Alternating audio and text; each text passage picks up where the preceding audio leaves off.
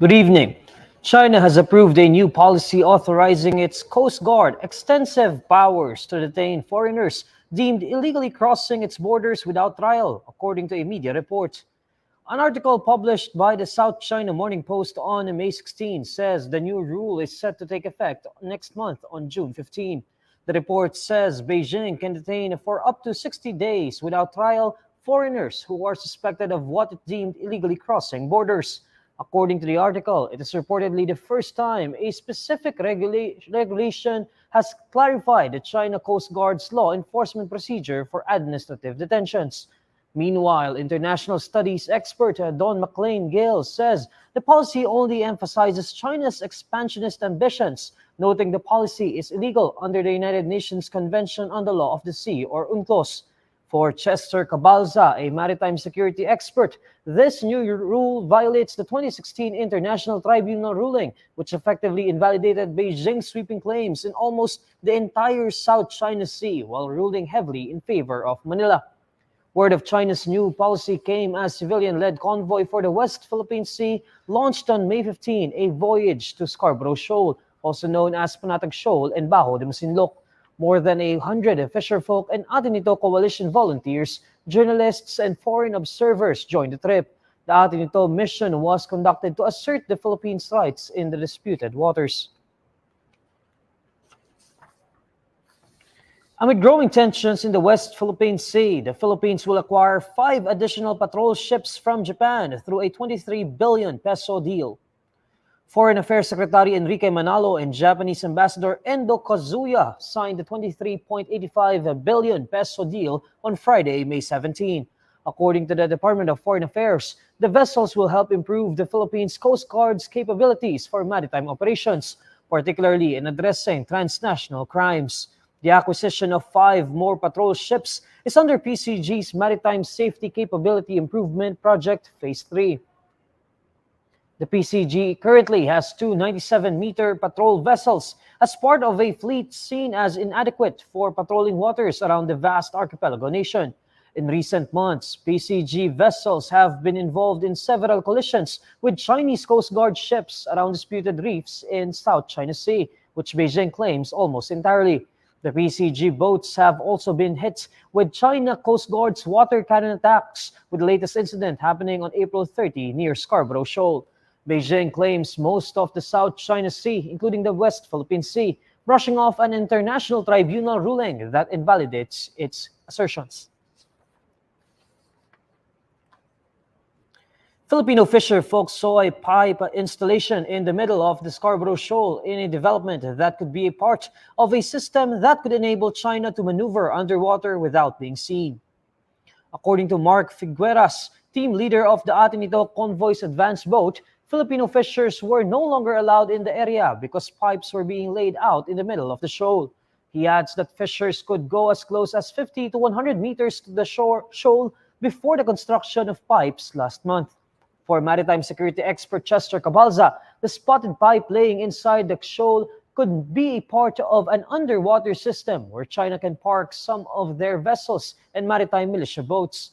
On Wednesday, May 15, a fisherman recently returning from Scarborough Shoal told INQUIRER.net that fishers going to the shoal were being driven away. During the group's mission on Thursday, May 16, Atenito's advanced team was able to reach relatively near but still outside Scarborough Shoal's 12 nautical mile territorial waters. Figueres' MV Franz Gavin reached 25 to 30 miles off Scarborough Shoal to give fisherfolk their fuel and food packs. China seized control of Scarborough Shoal's lagoon in 2012 after a Chinese Coast Guard standoff with Philippine vessels. However, a 2016 arbitral ruling declared Scarborough Shoal a traditional fishing ground that should be shared by the Philippines, China, and Vietnam. The Philippine Coast Guard says it detained on Thursday, May 17, a merchant vessel manned by 7 Chinese crew members in San Felipe Town in Zambales province. According to the PCG, MV Hyperlink 988, which is registered in Freetown, Sierra Leone, was being held in the vicinity waters of Barangay Sindol. This after the local PCG substation conducted an inspection on board the vessel and found 21 deficiencies. During the inspection, PCG personnel found that the vessel had no hard copies of necessary permits and other documents, including the crew list.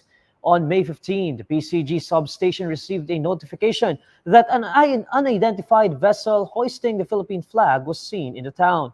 Upon verification using an online marine application, they found that the vessel's automatic identification system was turned off, making it impossible to retrieve its information. Coast Guard personnel also attempted to communicate with the vessel's crew via radio, but received no response. According to the PCG, the 7 crewmen are all Chinese nationals, and their last port of call was in Hong Kong. It adds that the vessel's intended port of destination was at the Manila Anchorage area, but due to high anchorage fees, the ship's crew decided to go to Zambales for a more affordable option. But the Inquirer learned that San Felipe town has no ports, so the vessel did not pay any anchorage fees.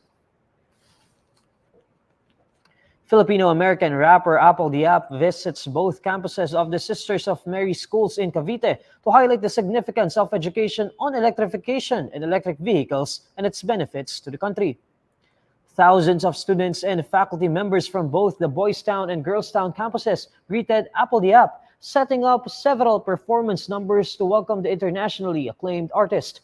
The rapper visited the schools upon an invitation from Father Al's Children Foundation Incorporated and his newly formed partnership with Asian Development Bank on a project to equip young Filipino students with education on the electric vehicle sector. According to the artist, the Apple Diap Foundation International's partnership with ADB aims to develop an electric vehicle curriculum for Filipino students. It also aims to establish a center for e-mobility training and development, as well as an electric vehicle innovation hub in the country. Apple Diap then highlighted the importance of paying it forward and taking every opportunity as seriously as possible. Great experience to see amazing kids, their presentation, and the amount of opportunities that St. Mary's are providing for these kids, shaping their future, and very inspiring. It reminds me of me from a humble beginnings and been given an opportunity in paying it forward. And I get to do this in a smaller scale. Established in 1985, the Sisters of Mary School provides free high school education to poor youth. It also provides all of its students free food, clothing, shelter, and medical and dental services. Here's the latest roundup of today's top stories. China empowers its Coast Guard to detain South China Sea trespassers. Philippines to buy 5 Japan-made Coast Guard ships in 28 billion peso deal. And mixed adjustments in fuel prices seen next week. These are the stories you need to know today. I'm Neil Mercado. Follow INQUIRER.net on Facebook, X, YouTube, TikTok, Instagram, and Reddit. For more stories, visit INQUIRER.net. Good evening.